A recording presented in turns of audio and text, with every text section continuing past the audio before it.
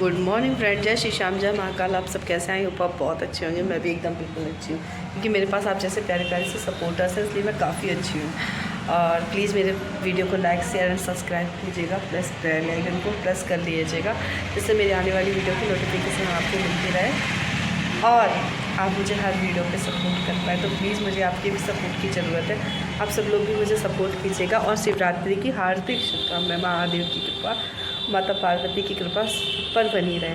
और मैं भगवान से बस इतनी प्रार्थना करना चाहती हूँ कि जो पति अपनी पत्नी से और जो पत्नी अपने पति से इस समय अलग हो गई हैं और बिछड़ गई हैं, भगवान ऐसा आशीर्वाद दें उन दोनों ही जोड़े को, जिससे वो दोनों एक हो जाएं और एक अपनी ज़िंदगी को बड़े प्यार से और मानवता के साथ जीने लगे। क्योंकि पति के बिना पत्नी अधूरी है और पत्नी के बिना पति अधूरा है।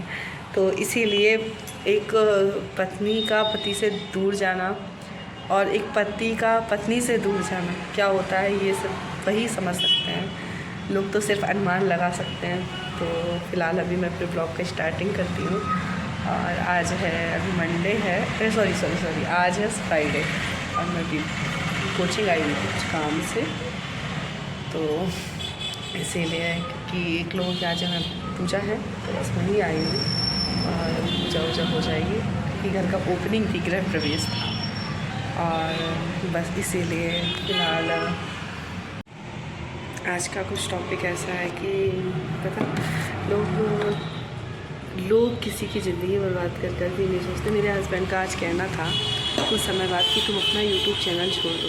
तो मैंने कुछ दिन के लिए अपने ब्लॉग बनाना बंद कर दिए थे कि देखो, क्योंकि जीवन में शांति चाहिए, सुकून चाहिए। तो मैंने कहा कि ठीक है, और मैं कोशिश करूँगी। तो आपको पता है, मेरे हस्बैंड का हमेशा मुझसे ये कहना है कि तुम अपने माँ बाप छोड़ दो, अपना परिवार छोड़ दो, अपना यूट्यूब छोड़ दो, अपना इंस्टाग्राम छोड़ दो, और मतलब सब कुछ छोड़ दो, और फिर भी मैं तुमसे कुछ ठीक नहीं करूँगा। मतलब तुम सब कुछ छोड़ दो और फिर भी मैं तुमसे सब कुछ ठीक नहीं करूँगा, ये बोल रहे थे मुझसे। तो मैंने कहा कि अगर उसके बाद भी अगर आप सब कुछ ठीक करना चाहते हैं तो ठीक है, मुझे कोई दिक्कत नहीं है। लेकिन रही बात मम्मी पापा की, तो मैंने भी ऐसे झूठ बोल दिया। मैंने कहा ठीक है, तो ऐसे कोई किसी को नहीं छोड़ सकता है कि कोई किसी को छोड़ देगा, क्योंकि छोड़ना बहुत बहुत मुश्किल होता है, चाहे कोई भी हो। जिसने हमें 25-26 साल तक पढ़ाया लिखाया, शादी से पहले ऐसा, जो शादी चले गए ससुराल में 2 महीने रहा है, 2 साल रहा है, 3 साल रहा है, 25 साल से तो माँ बाप ही रख रहे थे हमें। लेकिन बस कुछ समाज के लिए, कुछ अपने माता पिता की मर्यादा की लड़कियाँ झुक जाती हैं, सब कुछ ठीक करने के लिए सोचती हैं। पर ससुराल वाले ये सोचते हैं, अरे ये तो दब गई, अरे झुक गई। नहीं, बिल्कुल नहीं। और अब तो हम बता दें कि हमारे जो ससुराल वाले थे उनका स्टे ऑर्डर भी ख़त्म हो चुका है। तो बस बुरे दिन तो वैसे भी तुम्हारे चालू हो गए हैं। और अपने आप को बचाने के लिए वो लोग स्टे ऑर्डर लेकर आए थे। मुझसे बोलता है कि तुम पर मुकदमा लगाया नहीं था मैंने, मेरा बस चलता तो मैं तुम पर मुकदमा लगा सकता था। तो आप मुकदमा हम पर कैसे लगा सकते थे बताओ, जब आप गलत पकड़े। आपने मेरे माता पिता के साथ फ्रॉड किया। हाँ, आज बोलते हैं कि, मतलब कल बोलते हैं कि मेरा मोबाइल में आवाज़ नहीं आ रही थी। ठीक है, सोचो, जो आदमी अपनी पत्नी को नंगा कर सकता है। एक लोगों के थ्रू हमारी बात हो रही थी कुछ दिनों से, 2 दिन से बात हो रही थी हमारी, भैया के थ्रू है। तो वो क्या कर रहे थे कि वो सब कुछ सही कराने की कोशिश कर रहे थे। उन्होंने सही कराने की पूरी कोशिश की। एडवोकेट हैं वो। देखो, कुछ वकील ऐसे होते हैं जो पैसों की लालच में रिश्ते को तोड़वाने की भी कोशिश करते हैं। कुछ वकील ऐसे होते हैं जो चाहते हैं कि हाँ, पति पत्नी एक दूसरे से अच्छे से रहे, बातचीत करें, यही सारी चीज़ें होती हैं। पर अगर दुनिया में अच्छे लोग भी हैं तो बुरे लोग भी हैं, और बुरे भी हैं तो अच्छे भी हैं। तो उन्होंने कोशिश की कि ये अगर सही हो जाए तो ठीक है। और उस कोशिश में वो खड़े भी उतने, उन्होंने अपनी ड्यूटी को छोड़कर उनको समझाने की कोशिश की। 2 दिन तक समझा रहे थे। उन्होंने सारी चीज़ें बताई कि देखो, उसका कुछ नहीं जाएगा, उसका कुछ नहीं जाएगा, तुम्हारे ऐसे एक तो तुमने उनके माता पिता के साथ फ्रॉड किया, माता पिता के साथ तुमने फ्रॉड किया। मैं आपको बताऊं, सॉफ्टवेयर इंजीनियर बताया था, बिल्कुल भी इंजीनियर नहीं है।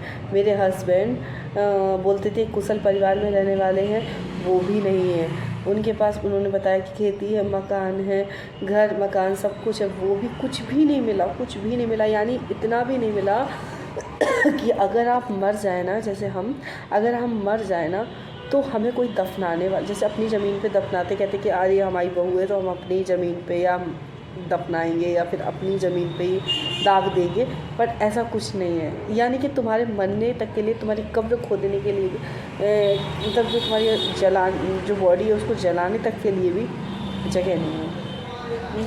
तो मतलब ये स्थिति थी। फिर मैं उनकी ये स्थिति थी, फिर भी मैंने एडजस्ट किया, बहुत चीज़ें मैंने एडजस्ट की कि चलो ठीक है। एक परिवार चलाने के लिए सबसे पहले एक औरत का समझदार होना बहुत ज़रूरी होता है। हाँ, मैं गुस्से में कह देती हूँ, क्योंकि देखो यार, एक बात बताओ, आप सब लोग ही मुझे बताना कि किसी के साथ इतना बड़ा हुआ तो उसके एक तो 2 बच्चे गिरा दिए गए, ठीक है, उसके माँ बाप के साथ इतना फ्रॉड हुआ हो, उसकी बहन को भी उसके पति ने मारा हो, उस लड़की को तो इतना मारा हो, कपड़े उतार के, मतलब मोहल्ले वालों ने बचाया हो, ठीक है, तो मोहल्ले वालों ने बचाया हो, उस लड़की को कपड़े उतार के बेइज्जत करके तुमने समाज में इतना नंगा कर दिया।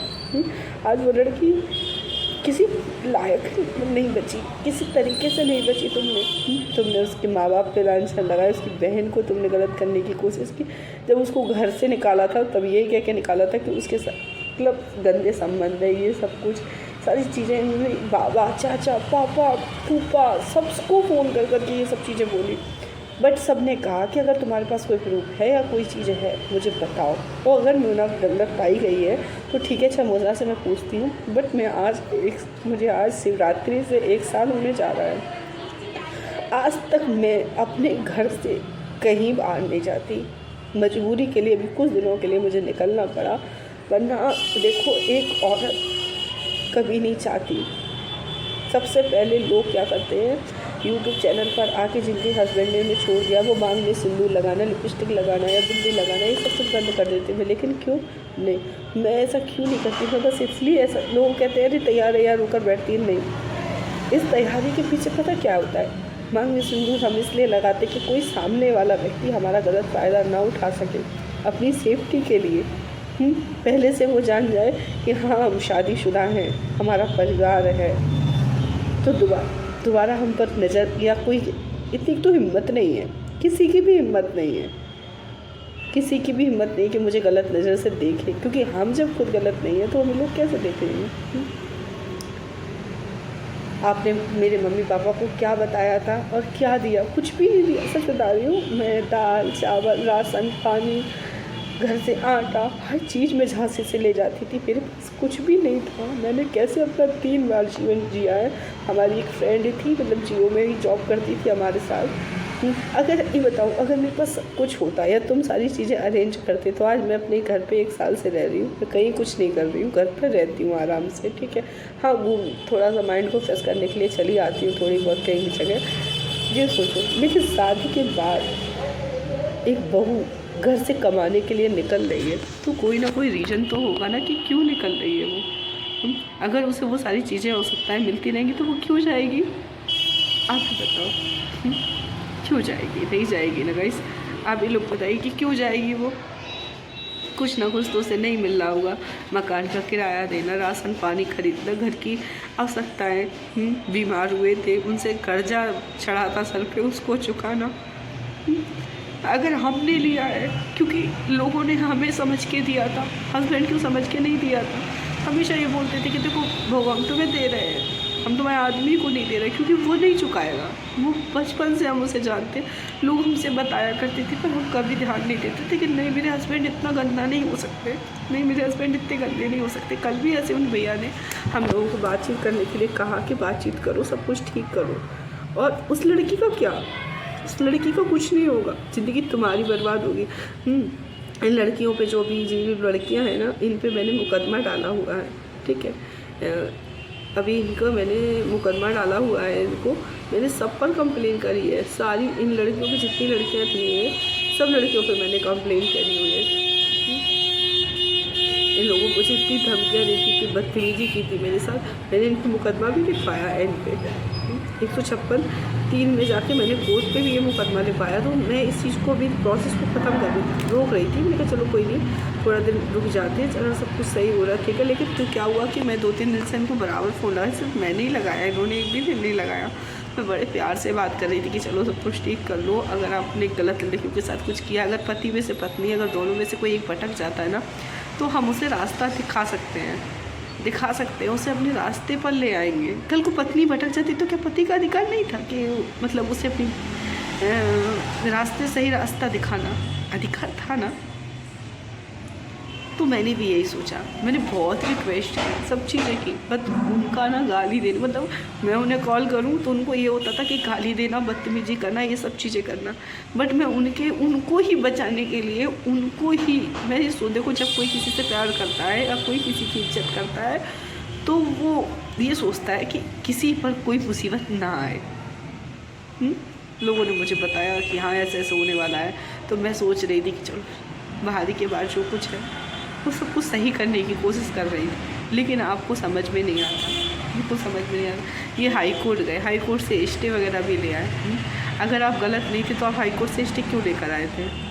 आप कहते हो कि मेरे पास आप ये बोलते हैं कि मेरे पास कोई 1 रुपया नहीं है जो मैं तुम्हें दूँगी। जब तुम्हारे पास कुछ नहीं था तो फिर तुमने मेरे पिता से क्यों लिया? तुम मुझे भी नहीं रखना चाहते, मेरा पैसा भी नहीं देना चाहते, तुम करना क्या चाहते हो? मैंने इनसे बोला, हमने कहा ये लड़कियाँ क्या बुढ़ापे में ज़िंदगी काट देंगी? आप मुझे बताइए। देखो एक लड़की सोशल मीडिया पे ये सब कुछ आकर, क्योंकि शकल मेरी दिख रही है, उनकी नहीं दिख रही है, उन ससुराल वालों की नहीं दिख रही है, बेइज्जती मेरी हो रही है, क्योंकि मेरे अपने भी देखते हैं वीडियो को। मैंने इनसे बोला, मैंने कहा क्या ये लड़कियाँ ज़िंदगी काट देंगी? तो बोलते हैं जब अभी 28 साल तक की जवानी अभी काटी और लड़कियों ने, तो बुढ़ापा भी काट देंगी। ये शब्द थे उनके। और तुम भी कोई बना लो अपना बॉयफ्रेंड, उसके साथ रहो। तो हमने कहा तुम्हें बुरा नहीं लगेगा? बोले मुझे क्या बुरा लगेगा? तो तुम्हें जब इतना बुरा नहीं लग रहा कि मेरी पत्नी किसी और के साथ होगी या फिर मेरी पत्नी किसी और के साथ रिलेशनशिप में होगी, तो तुम्हें इस चीज़ का बुरा नहीं लग रहा, तो तुमने मुझे अपनी पत्नी कभी माना ही नहीं था। आप ही लोग बताइएगा इस मुझे कमेंट करके।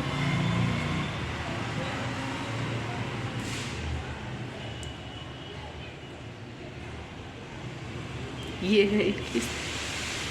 फिर मैं यहाँ से फ़ोन लगाती रही तो कह रहा है कि 20-25 बार फ़ोन लगाएगी तो दिन भर थोड़ी ना मैं फ़ोन उठाऊँगा।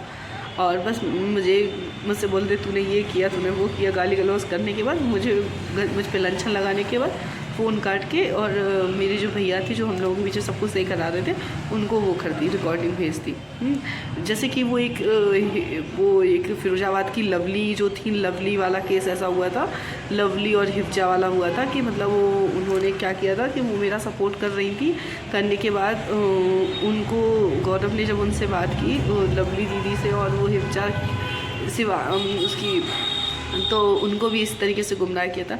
लेकिन वो उनके पक्ष में चली गई, लड़की होकर, और अपनी बहन को देख रही हैं कि वो कितनी गंदी तरीके से उनके साथ है और कितने गंदे तरीके से उनके साथ बात कर रही है, मैसेज कर रही है, रह रही है, फिर भी वो उनके सपोर्ट में चली गई। ठीक। और जो इन भैया ने सारी चीज़ें पूछी, फिर 2-3 लोगों से पूछा जो मेरे साथ दिन भर रहते हैं, उन सबसे भी पूछा कि ये बताइए कि आज क्या हुआ। फिर उन्होंने सारी बातें बताई उन भैया को। फिर भैया को मुझ पर ट्रस्ट हुआ। फिर भैया ने मुझसे कहा कि अब तुम उन लड़कियों के भी खिलाफ़ मुकदमा करो मोना, और इसके खिलाफ़ भी करो। ये ऐसे मानने, प्यार की बुद्धि से मानने वाला बिल्कुल नहीं है, ये बिल्कुल है।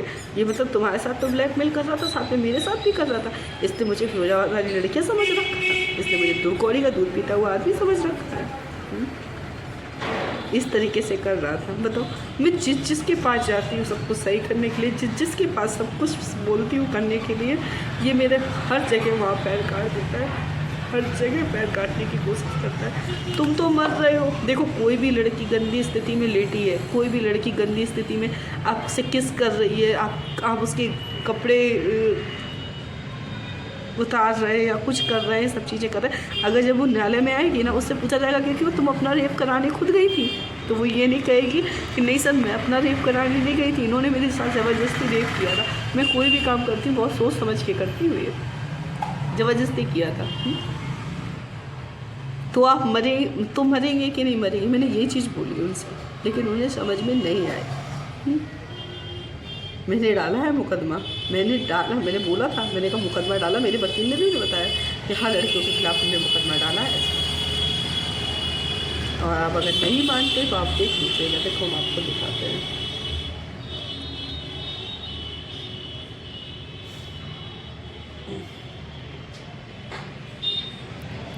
क्योंकि हम बिना प्रूफ के कभी कोई बात नहीं करते, कभी कोई बात नहीं करते। हमें आज तक हमें कभी भी कोई उसकी बात ही नहीं करती है। इससे समझिएगा।